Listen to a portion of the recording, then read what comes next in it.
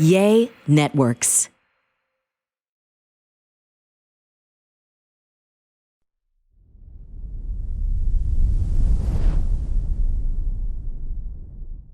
Welcome to a brand new episode of the Fitish podcast. Mom of the Year is still here doing well. I'm doing well. Yeah, how's that influencer lifestyle treating you? I'm just, the more time that has gone on since you heard from us last week, as maybe you wouldn't be surprised to hear, the more I'm getting torn apart by strangers on the internet. Can you tell your bodyguards not to make a big deal every time I come to your office? I wish it had amounted to something. I have had a video company, I'm trying to do a little research, reach out to me and ask if, I don't know how this works. They're legit for sure, but they basically take like viral videos and they blast them around.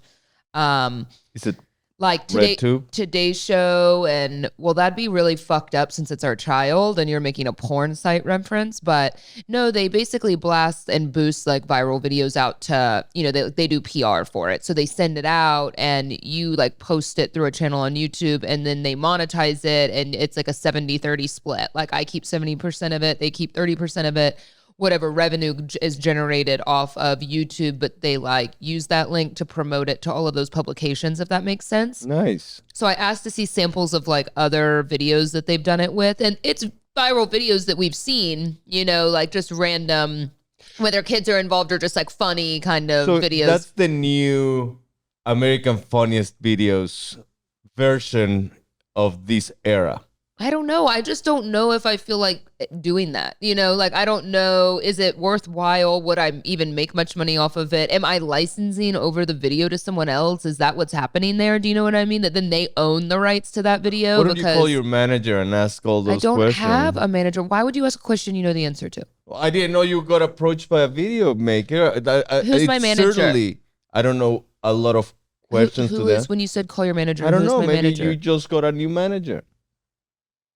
And I'm just keeping it a secret from you? Okay. Keeping it spicy. Yeah.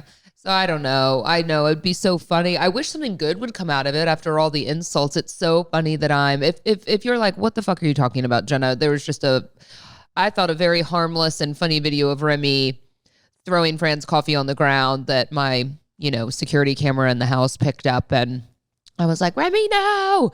And I posted it and it got, I don't know what we're at, like 30 million views or something crazy. Wow. Crazy stupid, and so much hate from strangers on the internet. I'm a terrible mom. People are mean. People are mean. I'm handling it a little better than I thought I would but I think I just realized this is what the internet is. The internet is, I hate to say garbage because the internet's done wonderful things for my business and for my life and connecting with you and, all sorts of things, but it's kind of a love-hate, right, that we all have. But yeah, it is what it is. So yeah, I wish something amazing. 30 million. So we were doing this exercise. Oh, I said I was doing this exercise while Remy was sleeping with me and I was like, well, I looked at Taylor Swift's average video views count. You're not there. No. You're not there. She averages 90 million. 90 million a video. A video. Justin Bieber, on the other hand, losing luster. Yeah. He is at around 10 to 20. So you are between Justin Bieber, Olivia Culpo. She is. Why is she even on your radar? I don't know, because she has that catchy song "Vampire" that it's been playing a lot and a lot. Oh my God, that's not Olivia Culpo. That's Olivia Rodrigo. Olivia Culpo. That's why I was like, that reference is weird. Olivia Culpo was like a beauty pageant girl. She's beautiful. Dated Joe Jonas, like Instagram model. That's why their videos Nick, are was it catching Joe? up. Was it Nick? I forget. But then now she's with Christian McCaffrey, Follow who's an me NFL for more player. pop culture reference. So Olivia Rodrigo. Olivia Rodrigo, I Got it. didn't check her out because I checked Olivia Culpo. So I don't know what Rodrigo is. Yeah, so Olivia Culpo does not sing that song. Olivia Culpo is just like a pretty girl on the internet. They're both Olivias. They make it super complicated. Oh my they God, should that's change so names. Okay, well, yeah, I don't know. It hasn't really amounted to much. A few thousand new followers, so maybe I can convert that to some Fitish customers. That's the goal, right? I think I got like 3 or 4 out of that. Like I'm getting the I'm glad you haven't read through some of the comments though, because yesterday I've decided to stop clapping back. I clapped back to like 10 or so. And, but then I was like, why, and one of the comments was like, dad must have one of those deadbeat dads, or, or if that was a Mexican household. And I'm like, it is ish. It's a Mexican household. But what it says, like if it was a Mexican household, like that wouldn't be happening. I need to tighten my ship. Do you? Yeah. I tried a new disciplinary technique yesterday. Oh boy. I told you about it already. Well, I need to surprise. Because I think this is a dilemma, right? As parents, if you're in the toddler phase, and I will never sit here and shit on someone else's parenting unless what it seems like half of the internet is keeping their children chained and locked up. I mean, it does feel very abusive. And I am not saying that spanking is the worst thing ever. I mean, it's not the approach that Fran and I want to take right now. I think there are other approaches to try first. I'm sure I'm not saying it doesn't work. Of course, spanking and hitting a child and creating some fear and discipline in that way, of course it works. No one's arguing that it doesn't work. It's just that doesn't feel like the kind of approach we want to take, especially with the issue. I don't know if we've talked about this that we're having with Remy right now specifically is he is hitting.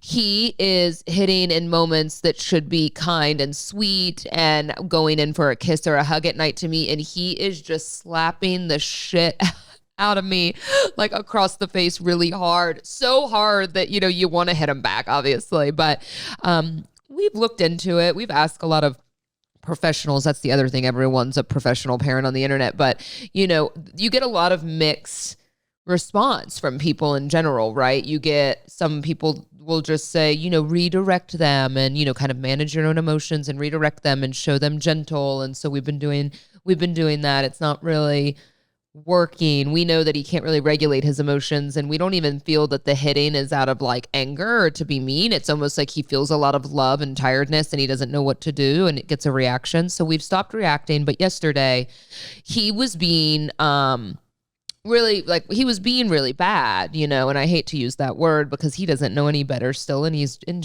such a sweet boy and he's so nice, but he was acting a fool. He was acting a fool. He was trying to break some of his Christmas toys after I told him not to throw them. He's a maniac. I mean, I swear it was like he was monster truck rallying inside the house. I don't know what he was doing. And then he was trying to hit me. He was trying to hit Grandma Candy. So I don't know what came over me. I said, timeout. We're going to do a timeout. But I mean, how the fuck do you make a kid that's not even 2 do a timeout? People are like, put him against the wall with his nose to the wall. Like, he's not going to do that, y'all. And I'm not going to physically like hold my child and pin him against the wall. So I put him in his room and he tried to open the door.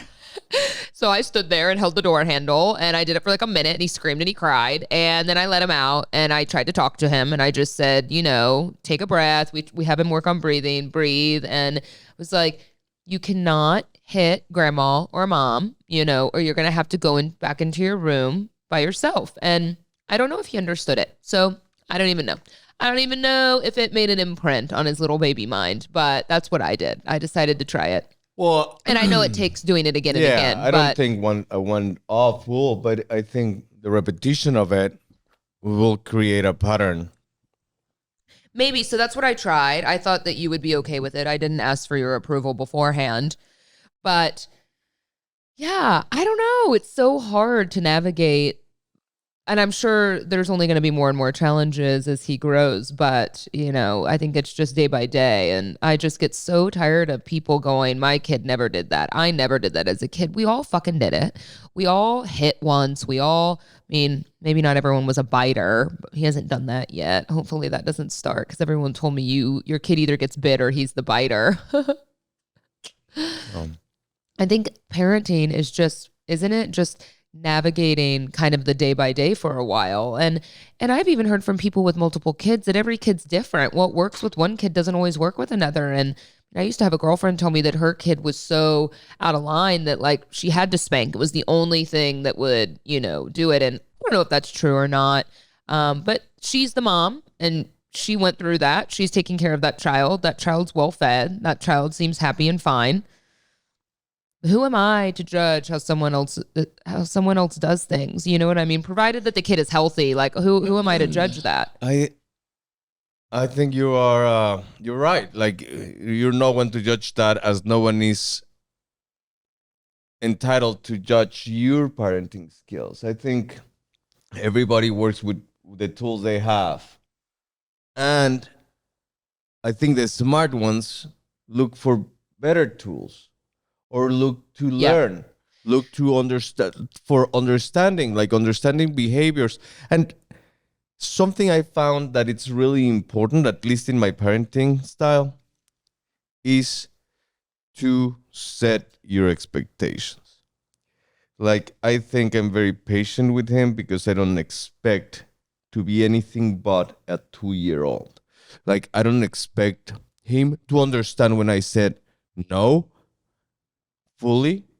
I don't expect him not to do certain attitudes like throw tantrums or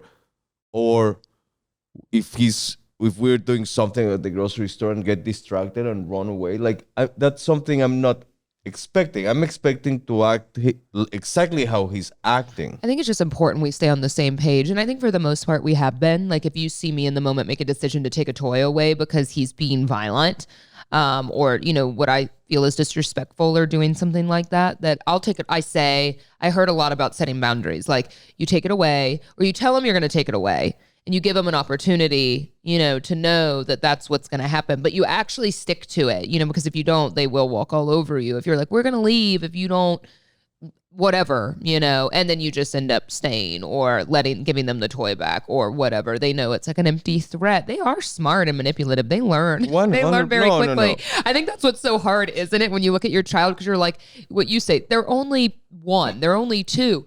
But man, I swear, at like, what was it, 8 or 9 months, I started going, I think he's manipulating. Like, I think he's fake crying, Like I think they really do start figuring it out. I think it's crazy. For what I've read is that the human being start lying like at 6 weeks and start manipulating at 6 months, but fully knowing what they're doing. Like, they understand.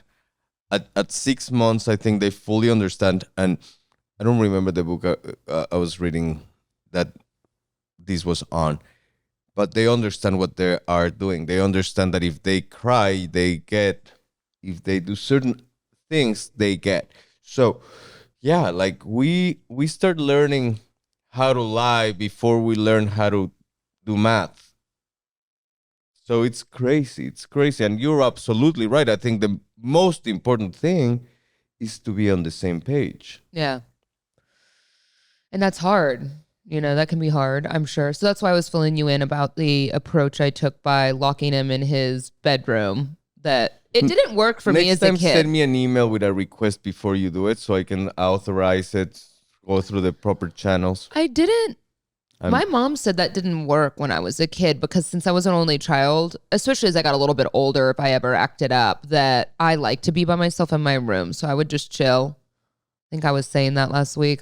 So it's funny, right? Because you have to figure out what he likes and, and then take it away, I guess, right? Because that's kind of the only way that's not physical. Yeah. It's a tough subject because even if you ask your mom or if I ask my parents, they have zero Your clue. parents beat you? Yeah, my mom and my dad beat me, both of them. Like a spank on the butt or what? So my mom was really discreet. She was more like Gestapo-y, like she was like very sadistic, but discreet. My dad, yeah, you said she would like squeeze you. Yeah, like squeeze the shoulder or pull, hard. Like very, very on the down low. She know how to torture without making it obvious to other people besides you crying your eyes off. Like little tiny and bruises. Then she used to say, save your tears for when I die. Oh my God. She's an amazing mom, by the way, which it's surprising I'm telling you this, but she's actually an amazing mom. And my dad, he was a little more violent in his approach, He was a belt type of guy. And when he pulled his belt out, you know that you're in it for good, for a good spanking. My parents just I feel like one time used the thread of the belt. So my dad made the motion, I remember, but never hit me with a belt. But I was always kind of scared, but they never actually did that. Also, I was a little menace. No surprise. None. No one's surprised. Is anyone listening surprised by that? Yeah, my dad had to use a more violent approach. Well, I'd love to hear from you and kind of what your levels of parenting are. And this weekend, nope, never mind. Scratch that. Sorry. I would love to hear from you and what your parenting techniques that have worked have been, especially if you have a toddler. You're a little bit ahead of us where we're at with Remy. I would love to hear from some of the sane and normal people that are out there, which I assume all of you that listen to the show, since it's an elective listen, are. But first, we got to take a quick break and hear from a couple of the sponsors of the Fitish podcast.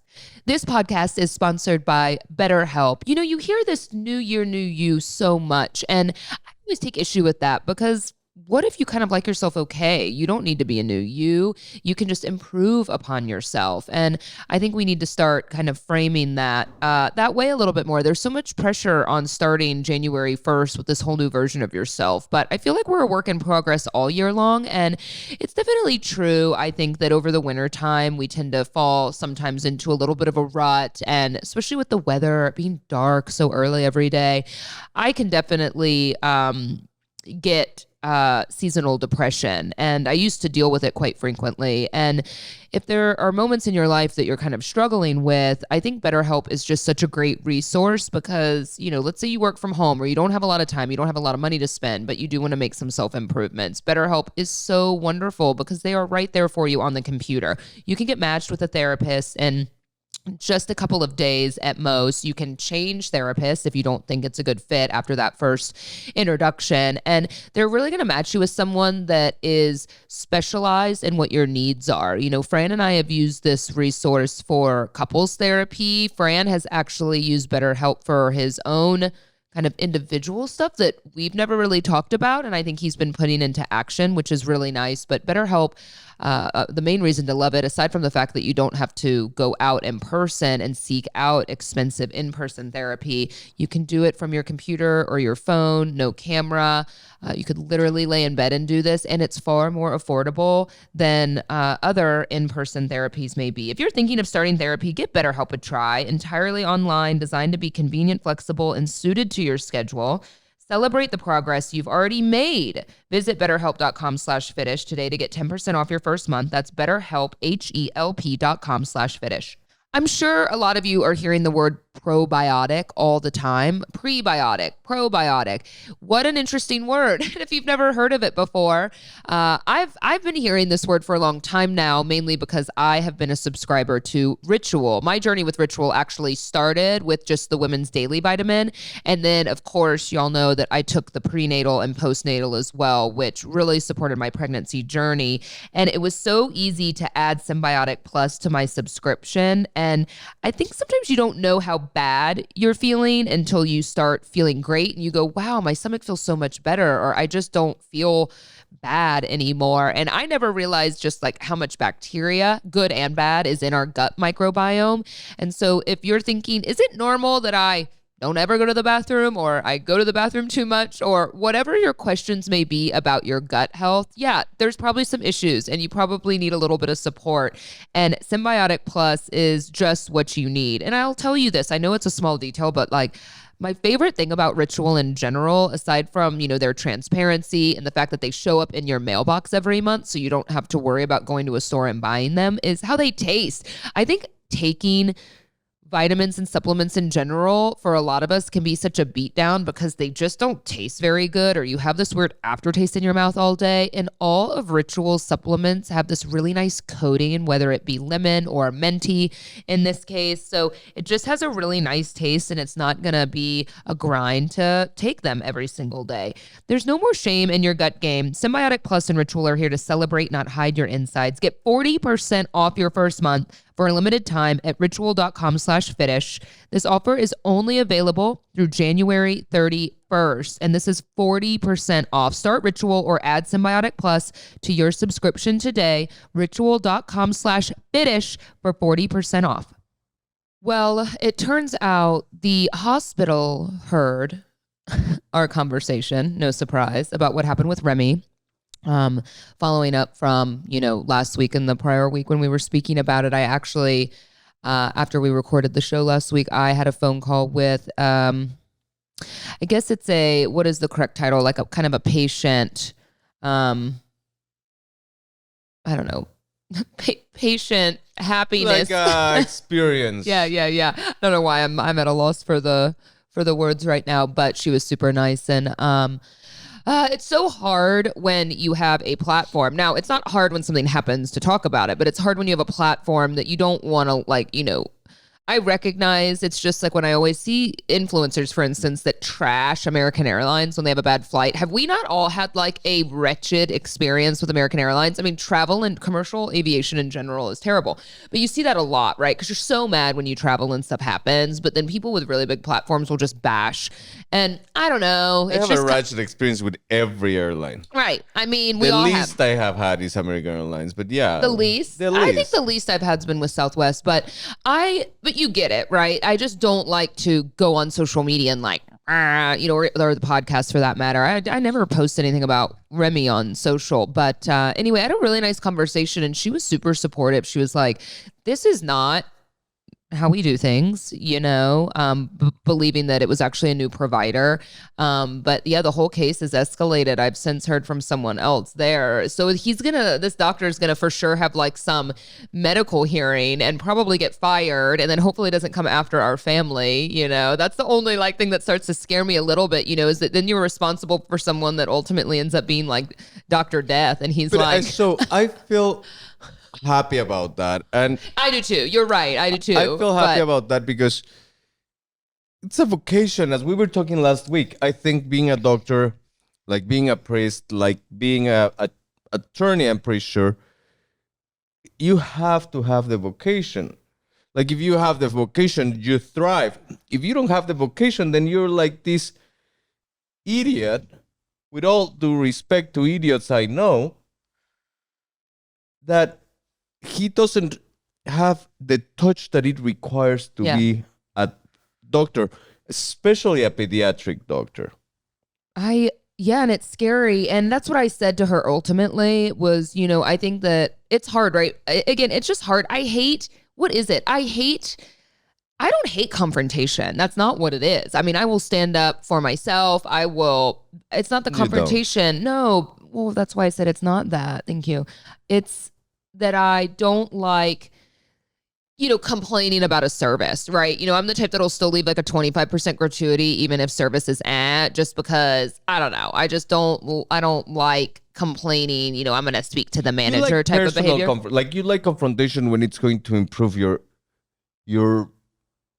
environment, your immediate environment. You like if it's like a waiter or a waitress or a doctor or a provider. I just let stuff go, man. I just let that go. I don't have the time. No, I don't mind confrontation when it's warranted. Like if someone's talking shit or if there's drama or I need to address something or something's affecting my personal life. Yeah, for sure. My business. Absolutely. I won't bow down from confrontation if I feel that I'm being disrespected or something.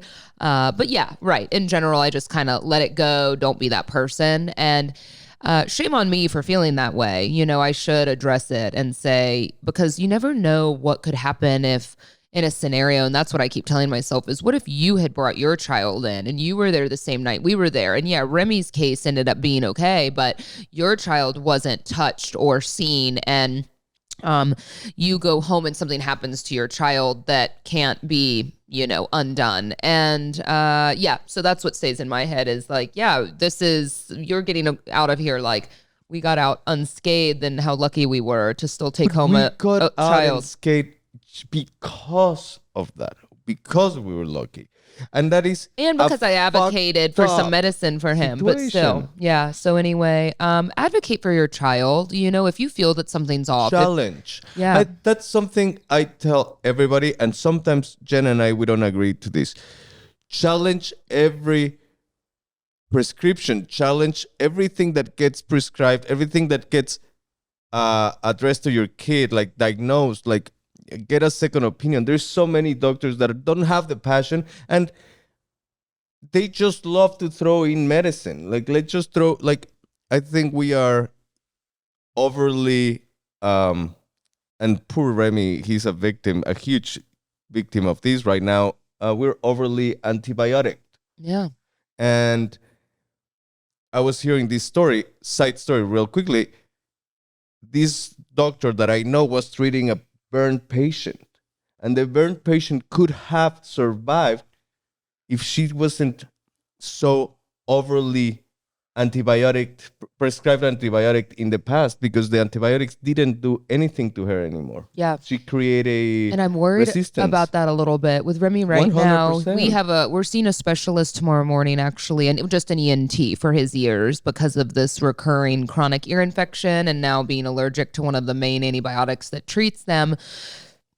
When I put him to bed last night, he was actually still really tugging on his ear. And, he's run his now 10-day course of erythromycin or whatever he's been on. No, it's something else now. I forget. But anyway, yeah. But I went through it as a kid. So hopefully it's just, he's blessed with some of my ear genes, which is fabulous. And we'll get through it and we'll see. But yeah, I know how you feel about second opinions. That's why I made 2 separate ENT appointments. Yeah. One tomorrow and one that's like not for a month because I couldn't get in. So I like to give Fran the options because I know he comes back like, I just don't like to spend the money on the options, with the copay like multiple times. So hopefully you'll like our experience tomorrow. He has to have a little hearing test and stuff too.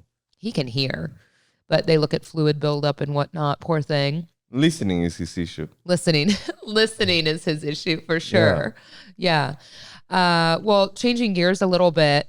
Actually, I think Fran and we talk a lot about, well, I guess compromise. And I try not to have a lot of moments in the relationship when I'm like, please do this for me this way. This is something that's really important to me. And I think that you're okay with it. But I'm going out of town here in a couple of weeks, and Fran and I wanted to go to Mexico City after that. And you had the idea to go to Mexico City for quite a while. And so when he found out I was going out of town for a few days for work, he was like, I think I'm going to take Remy to Mexico. No, I said yes. But the caveat is that I'm going to take Remy to Mexico while you're out of town. And I thought, can you just wait on me? Well, you were going to leave literally like the day I was coming home or the day before. Yeah. And so I was like, can you just wait on me to get home because I'm going to be in Europe? I was like, can you just wait on me to get home? Because y'all know I hate to fly so much that I already have anxiety. And so I was like, I hate the thought. And maybe this doesn't make sense to anyone, or maybe this sounds very selfish. Fine. I just said, I hate the thought of like leaving to fly on a 10-hour flight to Europe and knowing when I leave that I'm not going to see them, not only not when I fly all the way home, that then I have to go get on another plane, a day later and go to Mexico to see y'all. And I have so much anxiety about y'all flying. I know that whole day y'all are flying, I'm going to be stressed because y'all have like a next level issue with it. I'm going to have to, at least I'm not pregnant flying to Europe because I'm going to drug the shit out of myself to get on that flight. But I hate flying that long on a plane overnight. It's so bumpy, no? Tell them a little bit about your trip, because it's not all that work of a trip. Work trip. This sounds like... That's all we're hearing. But when I tell y'all this, it sounds so ridiculous, what I'm about to tell you, that it's kind of like, I have a friend who invited me to go with her as her +1 to Paris for Couture Fashion Week with Vogue.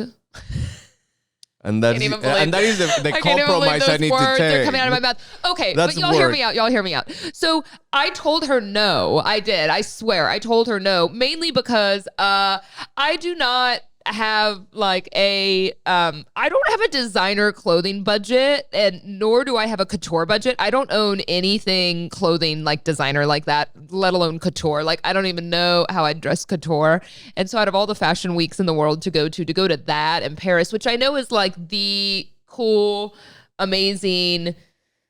I mean, Couture weeks, like, Couture is basically a really next level kind of creation of fashion, right? Like it's almost unwearable things that these designers do these collections and create. So anyway, she's super fashion, super nice and just very in that scene and very well off. And so, that's what's hard for me is I originally told her no. I wasn't even planning on talking about it like this, but I'll just be honest with everyone. Like I told her no because I don't have the money to do that. I don't have the money to like buy the clothes and pay for my way and kind of do this whole thing. So she's like, no, the whole thing's on me. I'm like, I cannot do that with someone, But she said it exactly like she said, like, no, that's not true. I I even I talked to Fran about it. I asked one of my best girlfriends about it, and they were like, Jenna, you've been in the position where you've paid for friends of yours to travel if they don't have the money to do it, or, but it still makes me uncomfortable because I like to kind of contribute and, right? I mean, you'll understand that. So I don't know. Would you go? And so yeah, I say work, but I mean, it's great for networking. It's really nice. And so, yeah, I'm still kind of, I'm stressed about it, but what a nice gesture. What a nice opportunity. What a nice friend. I just haven't really been in that position before. So would y'all go? Do you think I should go? It's 3 days in Paris. So yes, I did. I tried to say no a couple of times, not because I don't want to go, but just because I can't really wrap my head around the whole thing. And anyway, Fran's like, yeah, we're gonna go to Mexico City when you're gone, and I'm like, but no, I wanna so she fly wants with her y'all. cake and eat it. I want to have my cake and eat it too. That's correct. Well, this is what I said to him. You weren't planning on going. We were going to go together as a family. So unless it's an emergency, we haven't been to Mexico City for 1 year.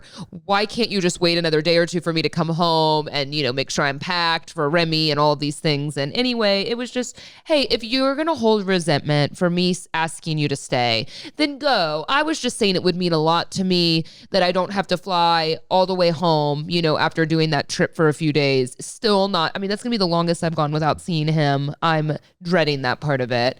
It would be so nice to walk in the door and get to see y'all, and then travel together as a family, to not have to go get on another airplane and fly to Mexico City by myself, because I hate to fly. And I think it's hard to have empathy. It's really hard always to have empathy for someone when you can't relate at all.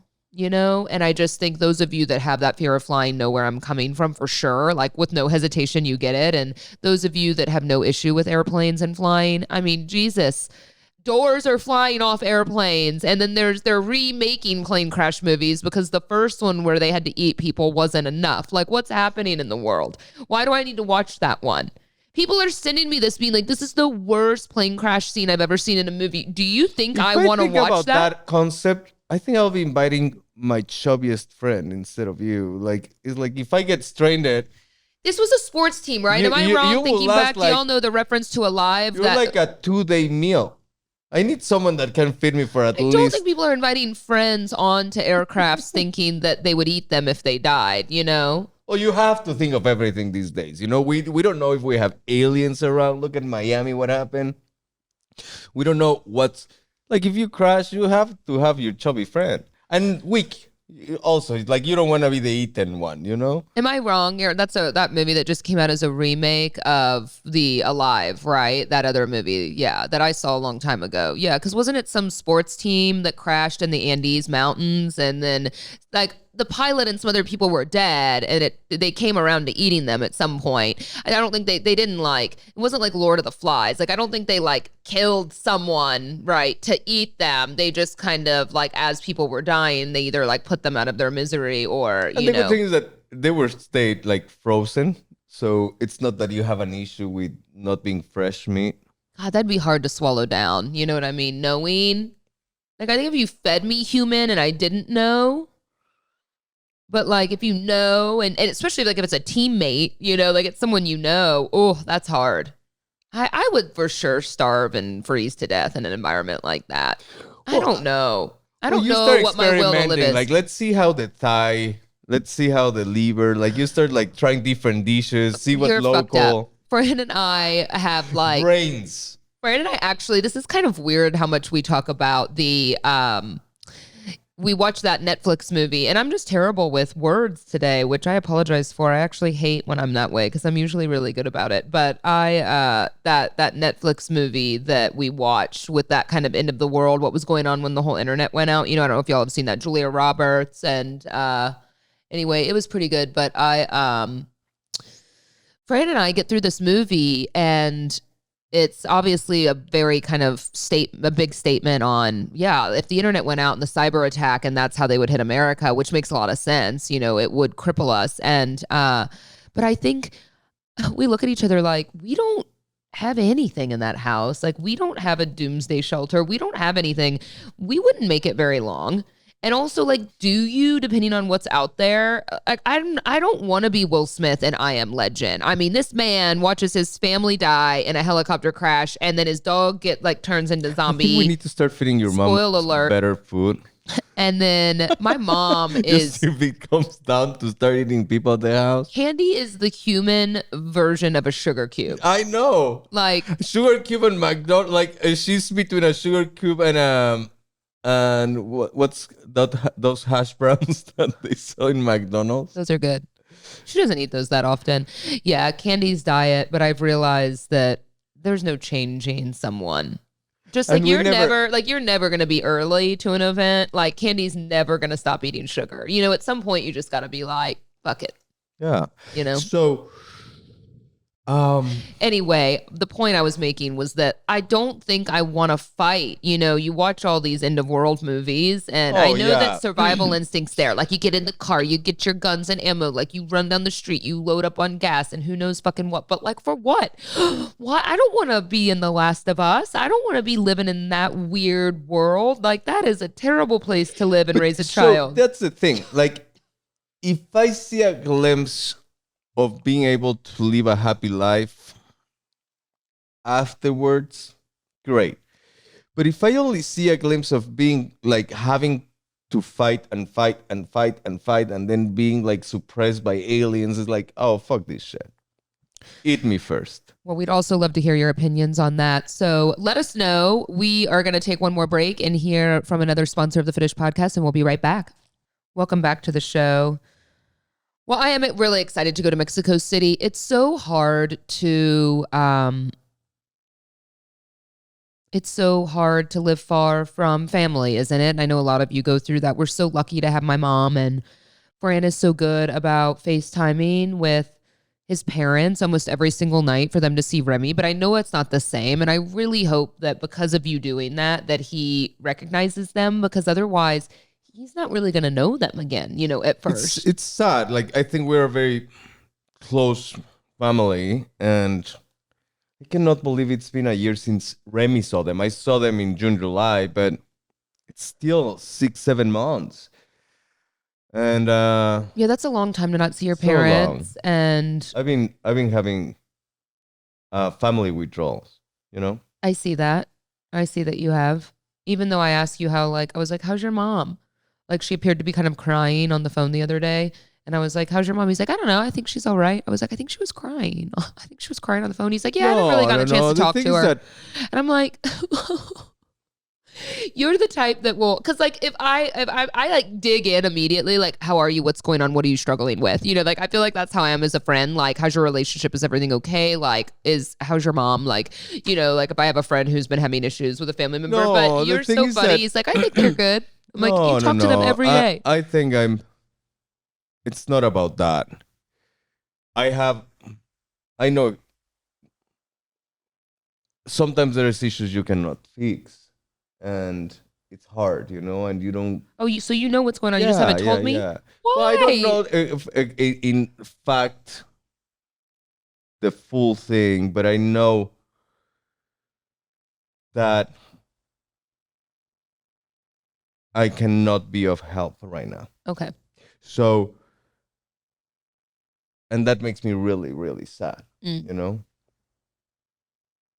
It's hard watching our parents get older too, I find myself going, and I don't know if Candy even listens to this podcast. I need to bring her on one day, but I find myself lately, I recognize that I can be kind of like, I get annoyed, do you get annoyed when someone like repeats themselves a lot to you, or a family member, they ask you the same thing over and over, right? But I've started recognizing that this is what happens. This is what happens right when a parent gets older, or they want to talk about the same thing, or they want to kind of like, I don't know, you get it. But it's just kind of like maybe they say something to you that they've already said to you. And why remind them of that, right? At some point, I think this turns into that like managing my own kind of emotions. But if I have a lot going on and I've been working and I'm frustrated, I'm like, I told you this, But I think that we have to be very careful about that. Probably not just with aging parents, but also like with each other in general, because we're all really distracted and there's a lot going on. But yeah, I see little bits of it here and there. And I know we harp on her about the food, and I've just had to give up on it. Like, cause she's in denial about how much sugar she eats. And it's so much sugar. Like, I wish like she could go on one of those shows and someone could be like, Candy, this is how much sugar you eat in a year, and it would be like a table, she's like the Pablo Escobar of sugar. And she doesn't agree with that statement. And she does not think it's that big of a deal. And now that she lives with us, just kind of watching the sugar intake, I'm just kind of like, because I just know at some point it's gonna cause her some mental decline. Yeah. And I want her, and at the end of the day, it's like I want her to be around as long as possible for Remy. I'm so grateful and feel. She leaves bird traps all around the kitchen. Like, I'm trying to be good here. Frank comes into bed last night with like a full fruit blueberry muffin from Central Market at like 11 p.m. Yeah. Which was amazing. Amazing, yeah. But we would not have that. Yeah, because I don't buy that shit. If we didn't have that treat. No, I don't buy that shit. Yeah, I've been making some of our HelloFresh meals actually. After 9 a.m., after 9 p.m., I should not have any temptations. And I go to the kitchen, there's new cookies, there's like all of these bird traps. And you crush me with it too, because I'm usually not a late night eater. Like, I feel like for me, when I want to get in better shape or on and on, I cut it off with like a light dinner, and I do not let anything cross those lips, like other than water after that. But it's so hard when your partner comes into bed with just like, I don't know, Baby Bell cheese. He orders cookies from Insomnia. Like, it's on and on and on. And I'm like, oh my gosh. I have my dry Jan of Insomnia cookies. So I haven't ordered cookies since That's December. Our dry January, that we're not doing cookie delivery. Oh, we don't drink enough to have a dry Jan on alcohol. You sure? Check out the internet comments. I'm in the alcoholic mom drinking. Okay. Yeah. Internet, I don't drink enough to... You don't drink much anymore. No. You used to drink a lot. I used to. And I can still. Like, don't get me wrong. You invite me a party, I'm going to be fun. No one's challenging that. But, but no, I stopped. I think it was just hindering my health. For sure. I'm so glad you recognized that. Like, I felt by March, April last year, I felt sick. Like, sick. I guess we drank a lot over the holiday. Of the drinking. I drank some, but I didn't drink a lot. It was just drinking, it was eating, it was just indulging in everything and anything. What else? Like sugar, like party. Really? Yeah, we're not big drinker. I've never been a big drinker, though. It's funny that's like the comments on the internet, because y'all know I just don't drink a whole lot. Was in a mood. I'm in a mood over the holidays in December. It's like red wine season for me. And I'm like, I want a glass like every night, Yeah. Well, you do you, boo. I'm over it now. I'm not that into it. Maybe in Paris. The last time I went to Paris, I was pregnant. The only time I've been to Paris, I was pregnant. I remember. I had a couple glasses of wine when I was pregnant there. Yeah, look, that's why Got Remy a few hits. looks at the bar. Yeah, So that's why Remy hits. He turned feisty because of that. Shut the fuck up. Stop! I can't help it when you have skin hanging out on the belly. I want to touch it. Yeah, especially when you're giving me shit. How was the last Insomnia cookie? I took Fran. I found a new taqueria. Yeah. How do I say? Great experience. Great experience? Yeah. So, well, we don't have to give the name, but I had been seeing it on the internet. It had cute branding. It's like their second or third location. I had never been. And I thought, let's go. We were going to go stop by a friend's house the other night, who some of our friends with little kids. And we were starving. It was like, we eat at such weird times. I don't know if y'all do this too, but it's like 3:00. And I'm like, can we have dinner, whatever this is at this point? And so we go to this spot, and Fran's always down to try a new, like, authentic leaning Mexican spot for tacos. And but you know, as a Mexican by injection only, I don't always know the best spots to go. So I thought we'd try it. You were down. We pull up to this place, like out of the gate, a homeless man is asking us for money. And we're like, oh, it was in a like a shopping center where there's like a liquor store, you know, that sells cell phones. Like, it was not. But then again, those are always like the best spots too, right? I mean, you never know. A liquor store that sells cell phones? Yeah, you know what I'm saying. It's an expression. It's like, you know, they sell liquor and like chicken feet and cell phones. You know, it's just like one of those spots. You know, they sell everything. Yeah. Like Costco. Yeah. And so we were like, okay, but we went in and, you know, it looked the part, right? Like, it looked fine, right? They're cutting the meat. And so we ordered. They had that kitschy hipster look. A little bit of that too. Yeah, cute branding and just tables. And it looked like it was going to be good. The food was amazing. Everyone in there spoke Spanish, which was really nice. good. Yeah. And spicy. That's what I was gonna say. So I'm like, we both get micheladas. We get some tacos and we get elote. And I start taking a bite of everything, y'all. Like, everything was so fucking spicy. And I like spice, but I mean, my nose is running. And I look at Fred like, I couldn't even drink that michelada. It was so spicy. The drink, like, it was good, but it was just like I was on fire. You know, it's like, man. That's just normal. That's just like the run-of-the-mill heat, just like for regular people. Yeah. Sometimes I feel like places like that overdo it a little bit. Do you know what I mean? Just to overdo it, just to be like, this is like, we're authentic, you know? I think it's part of that and part of the rendition of the michelada. Like, some places, like you were saying, LT's, it has like a really good balance. Oh, yeah. But it's like Bloody Marys. Like, I don't drink Bloody Marys because they tend to be too spicy, and not the spice that is yummy. It's not like a limey spice. It's just a dry Tabasco spice that it's just burning into your mouth and burns throughout the way till it comes out. So on a scale of like 0 to Mexican, how do you rate that place? I think that's pretty Mexican. Pretty Mexican. It's like, okay, I'll give it from 0 Mexican to very Mexican a 7. Yeah. Okay. Because it's kitschy hipster. Like, it's not authentically just I've also learned, like, when they add a lot of extra cheese, that's kind of the American way to do it. You know, now, I mean, but that was white cheese. I feel like I have one notch on my belt. I have been taken to an off-limits market in Mexico City where Fran inserted a tracker into my jeans pocket in case I were to be napped. Yeah, I like those jeans. I'm just kidding. And I was like eating tacos on a dirt floor, picnic table, plastic table. Those were the most delicious tacos. Small children around me. Fran left me to go find his sunglasses guy at this market. The market that his parents specifically told us not to go to because it was very dangerous in a very dangerous area of town.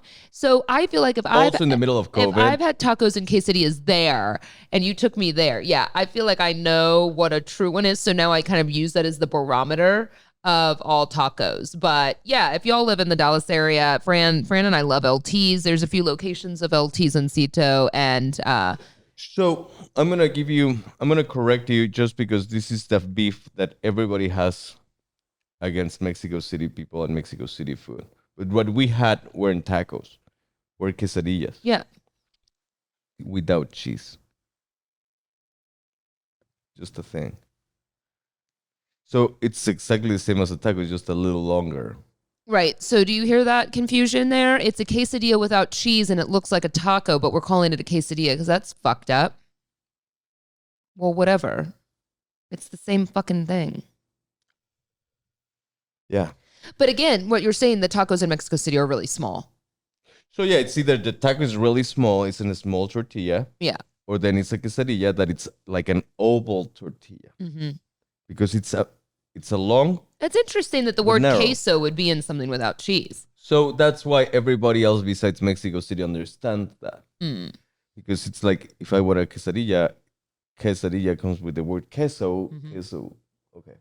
I think we need to go around and do some TikToks where you evaluate all of the taco shops in Dallas. People would like to see that. Yeah. And you have the expertise. Yeah. Okay. We'll add that to the You list. don't have expertise without teeth. We're going to add that to the list of things we're not going to shoot. So let's just add it to the list of videos we're not going to shoot that were a good idea in theory. But yeah, let us know if you have any questions for next week's show, because I didn't really get any submitted for this week's show in enough time to get to them. So I'll address them on Fitish Instagram or on next week's show. But I know I asked you a lot of questions. I want some feedback today between your toddler disciplining techniques that work or do not work. I like hearing fail stories as well too. Would you go to Paris if you were me? And yeah, I think that's about it. Yeah. But we'll see you next week. Hope you have a good one. Bye.